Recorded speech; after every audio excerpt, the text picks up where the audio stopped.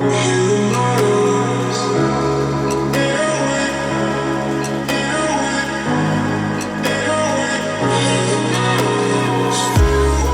luxury four-door sedan market is extremely competitive. The Audi A6, BMW 5 Series, and Mercedes E-Class has ruled the segment for years. But does this Scandinavian beauty have what it takes to dethrone them all? Let's find out. The 2017 S90 shares a lot of styling cues from the XC90. Now, the XC90 was a vehicle that we absolutely loved, and it's won tons and tons of awards.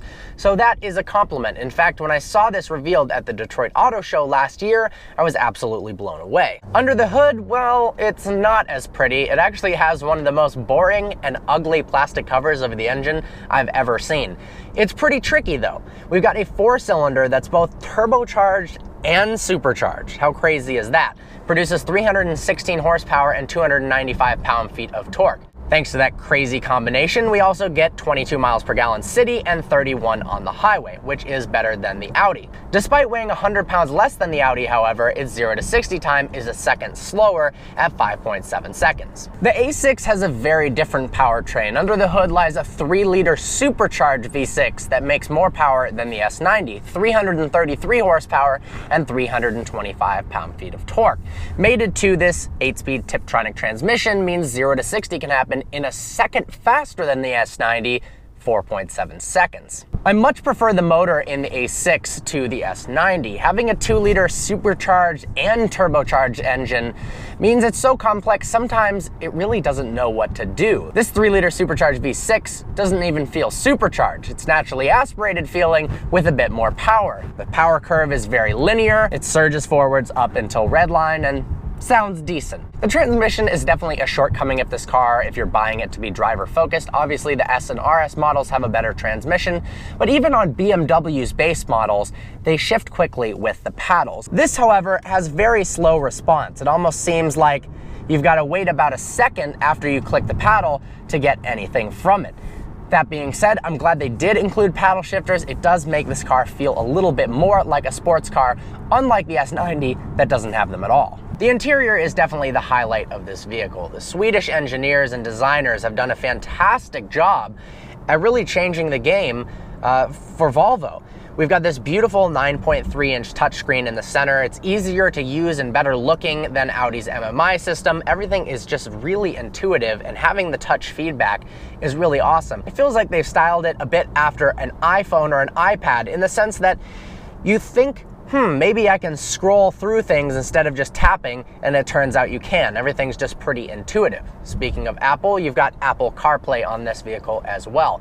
We've also got a 19-speaker Bowers & Wilkins sound system that is one of the best I've ever heard. We've also got 3 different sound settings, including studio and concert hall. Concert hall adds more reverb and has a bigger sound to it. The vertically positioned vents are really cool, and everything in the interior feels like it was extremely well thought out. This knurled aluminum look to all of the different buttons, most notably on the start-stop, not a button, but a turn dial, as well as the drive mode selection. It is interesting when somebody hops on the car for the first time, figuring out how to turn the car on. Of course, when you own it for a while, that becomes second nature, but you turn it clockwise to start the engine instead of pushing a button. I love Volvo's choice of materials for the interior. Everything flows together so nicely, and the color combinations, there's so many different colors in this interior. We've got brown and black and silver and white. They all flow together much better than you think they would.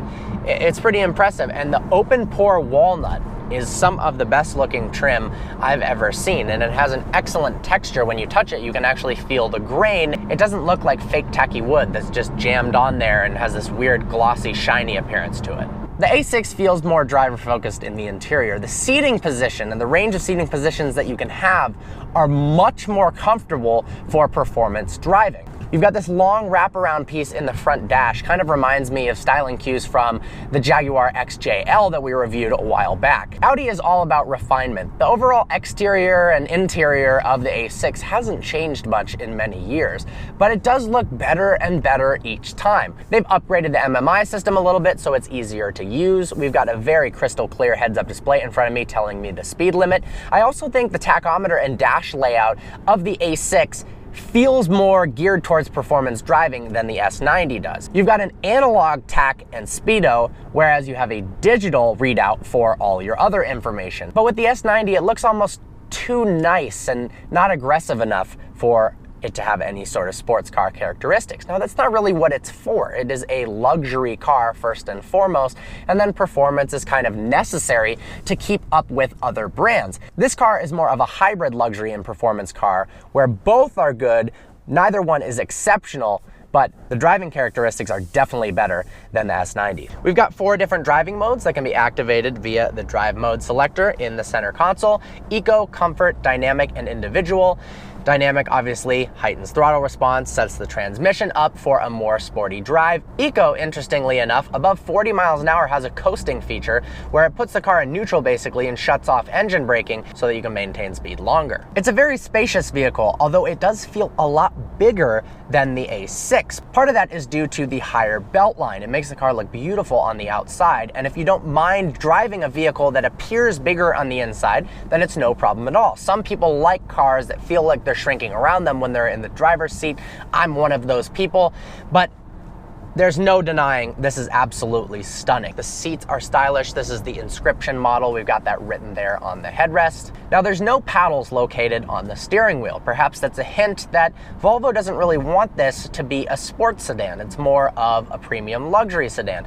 And that's what they've done very, very well. It feels more luxurious than the A6 does. It feels more expensive and a classier vehicle than the Audi, while being priced $2,000 less. The catch is, if you really like driving, which of course I do, this really isn't a driver's car. It's all luxury and quality, and it doesn't have that driving performance that you'd expect from its German competitors like BMW and Audi. It feels more in line with Mercedes in terms of its driving dynamics. We've got 4 different driving modes: Comfort, Auto, Dynamic, and Individual. In Dynamic mode, you've got heightened throttle response and the car feels like it wants to go a lot more. Comfort mode, obviously self-explanatory. With the 8-speed Tiptronic, you can either shift using the paddles, or you can bump it over to the right to put it into manual mode and shift with the gear lever. I do find it interesting that BMW and Audi are always backwards with which way you press the lever. So in this case, you push it forwards to do an upshift and backwards to do a downshift, which to me seems a little bit counterintuitive. Inside, the Audi is very, very spacious. It looks smaller than the S90 from the outside,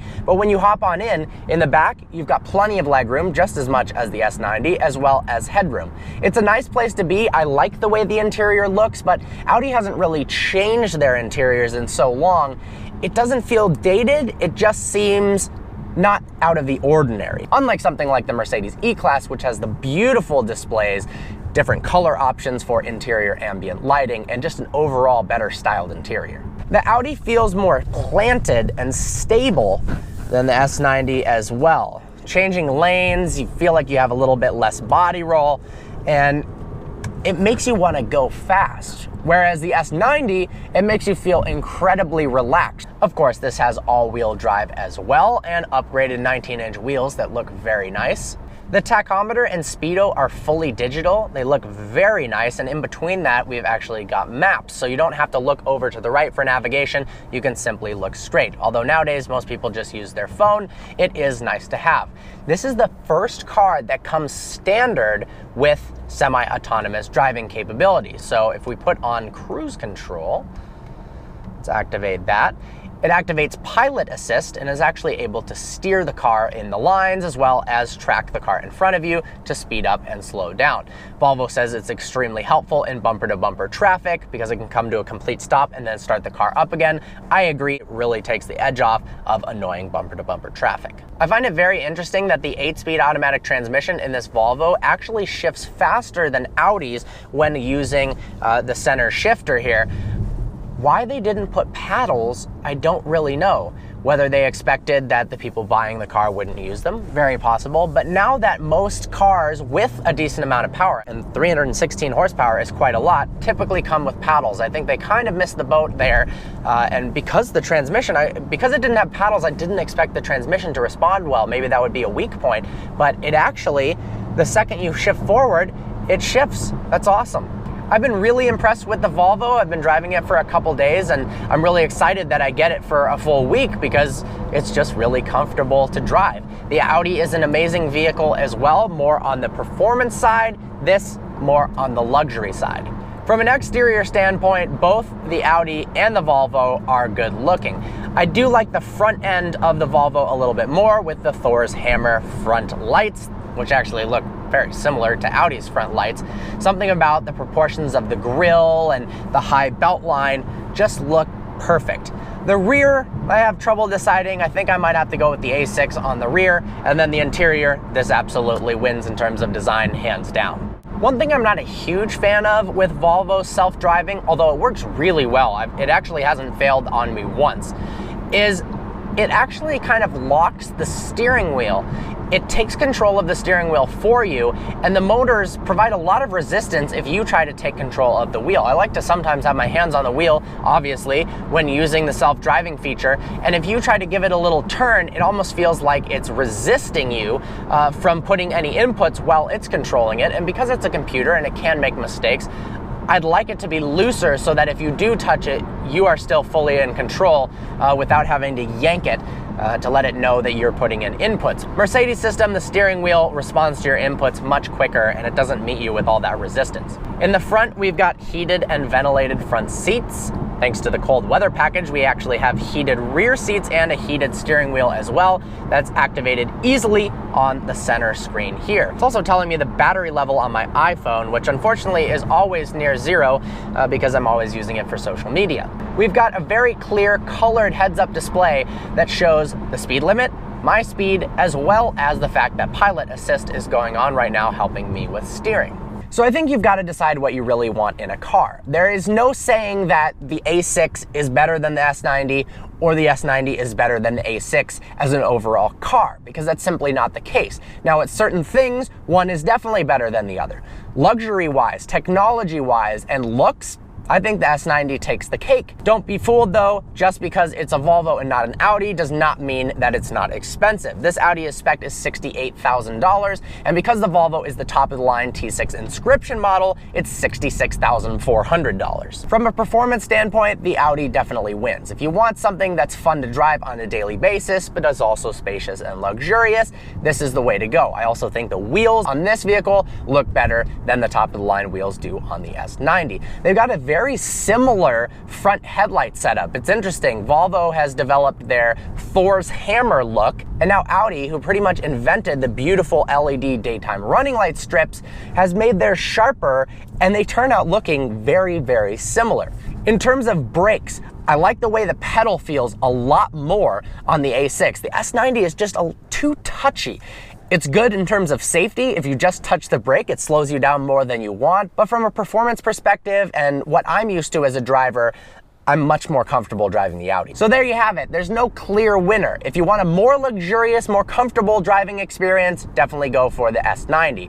If you want a luxury car that's also more fun to drive on the back roads, the Audi A6 is definitely the ticket. Honestly, you can't go wrong either way. Special thanks to Fred Lavery Audi of Birmingham, Michigan for making this review possible and supplying us with this beautiful A6. Honestly, this is one of the best spec A6 I've ever seen. It's available there now. Check it out. Links in the description to this car I drove. Hope you enjoyed this video. Like always, please browse our channel and subscribe. I look forward to seeing you next video.